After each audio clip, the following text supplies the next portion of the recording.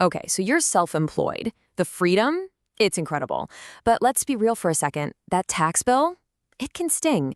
In the next few minutes, we're going to break down the key deductions that can seriously slash what you owe, all based on the very latest tax law changes. So let's get right into it. You know the feeling. You work your tail off to build your business, and then it feels like the government swoops in to take this giant chunk in self-employment taxes. It's frustrating, right? But what if I told you a lot of that pain is actually avoidable? This isn't about some sneaky loophole, it's just about not paying a single penny more than you legally have to.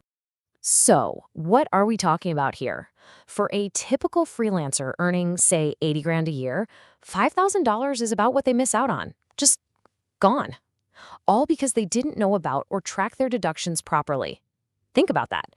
That's a new high-end laptop, a family vacation, or a serious cash injection back into your business. Let's make sure that money stays where it belongs, with you. All right, let's start with the low-hanging fruit, your everyday business expenses. These are the absolute basics, the foundation of your tax savings, and getting these right is the easiest way to see an immediate difference. First up, the home office. You've basically got two ways to play this. There's the simplified method, which is super easy. No digging for receipts, just a quick calculation, boom, done. But then there's the actual expense method. Yeah, it takes a bit more work tracking a percentage of your rent, your utilities, all that stuff, but it can often lead to a way bigger deduction. It's always, always worth doing the math on both. And hey, it doesn't just stop with the space itself. Think about all those little things that keep your business running. Your QuickBooks subscription? Deductible. The part of your phone and internet bill that's for business? Deductible. The money you paid your accountant last year? You guessed it, deductible. Each one seems small, but trust me, they add up to a ton of savings.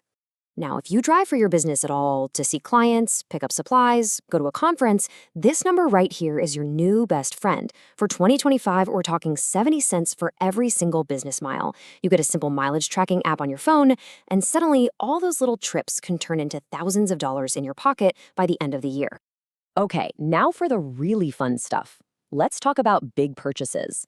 A recent piece of legislation has totally changed the game for deducting things like computers, equipment, and even some vehicles. This is where the savings get, well, they get big.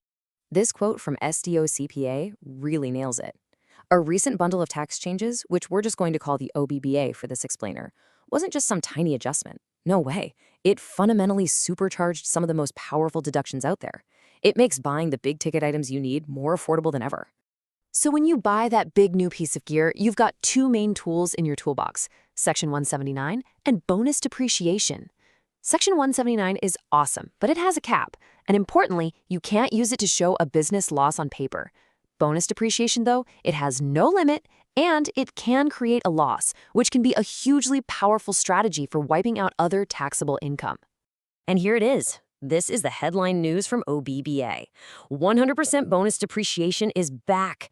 It was actually being phased out. It was set to drop all the way to 40% in 2025. But now, it's been fully restored to its 100% glory, and get this, it's permanent. That means you can buy a qualifying piece of equipment and write off the entire cost in year one. It's a massive deal. So what kind of stuff are we talking about? Well, it's a pretty broad list. It's the core tools you use to do your job, that new computer system, the software you bought, even the desk and chair you're sitting on. And yep, certain heavy vehicles over 6,000 pounds also qualify, which is just a huge deduction for a lot of people in the trades. Okay, next up, let's talk about deductions for your health and your future. These are so smart because they're not just about saving on taxes right now. They are about investing in your own well-being and your retirement. It's the ultimate win-win. This one is just so powerful and so many people miss it. If you're self-employed and you pay for your own health, dental, or vision insurance, you can deduct 100% of those premiums. This isn't an itemized deduction. It directly lowers your adjusted gross income, slashing your tax bill before you even get to anything else. Now, if you're an S-Corp owner, listen up because there's a very specific three-step dance you have to do. First, the S-Corp itself has to pay the premium. Step 2, that exact amount gets added to your W-2 as wages.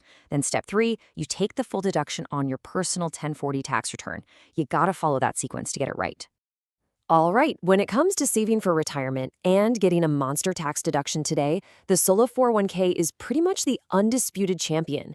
It lets you put away way more than a traditional IRA, and every single dollar you contribute comes right off your taxable income for the year. So how do the numbers get so big? It's because you get to wear two hats. You contribute as the employee, making your own contribution, and then you get to act as the employer and give yourself a massive profit-sharing contribution on top of that. It's basically like getting a huge corporate match from a company of one.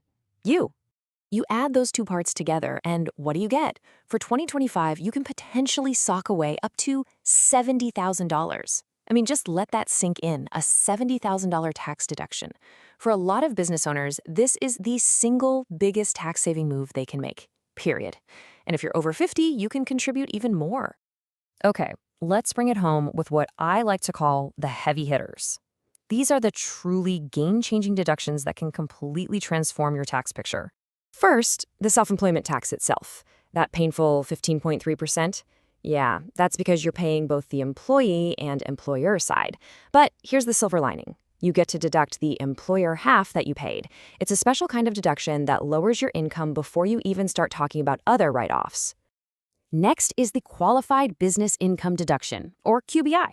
For your 2025 taxes, this is a fantastic 20% deduction on your business profit. But thanks again to the OBBA, starting in 2026, that rate is jumping up to 23%. That's a huge boost in savings on the exact same amount of income you earn. But you know what? The rate increase isn't even the craziest part. This amazing deduction, it was scheduled to just die at the end of 2025. It was going to completely vanish. The new legislation didn't just give it a little extension, it made the QBI deduction a permanent part of the tax code. That is incredible for long-term planning. So we have covered a ton of ground, but all this knowledge doesn't mean anything if you don't put it into action. So let's talk about your action plan. Here's your checklist. Number 1, track every single penny. Get separate business, bank, and credit card accounts. 2, get a mileage app and turn it on every time you drive for work.